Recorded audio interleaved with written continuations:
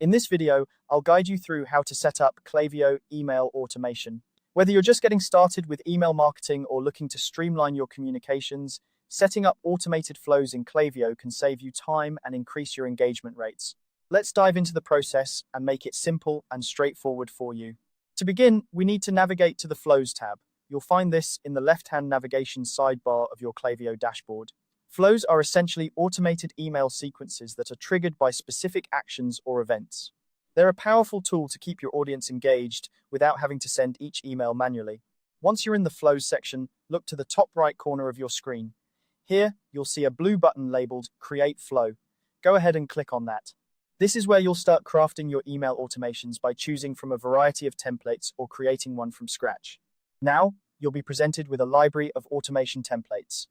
This library is incredibly useful because it offers a variety of pre-designed flows that cater to different business needs. Depending on your business goals, you might choose from several foundational automations. Let's explore a few options you might consider. The Welcome series is a fantastic choice if you're looking to engage with new subscribers. This flow triggers whenever someone joins your newsletter list. It's an excellent way to introduce your brand, set expectations, and start building a relationship with your audience right from the start. Another popular option is the abandoned cart flow. This is triggered when someone adds an item to their cart but doesn't complete the checkout process. It's a strategic way to remind potential customers about what they left behind and encourage them to return and finalize their purchase. Lastly, there's the browse abandonment flow. This one comes into play when a cookied shopper looks at a product page but doesn't add the item to their cart. It's a subtle nudge to bring them back to your site, perhaps with a special offer or more information about the product they showed interest in. Once you've decided on the template that best fits your needs, click on it. You'll then be prompted to name your flow. Giving it a descriptive name is important for keeping your automations organized, especially as you expand your email marketing efforts.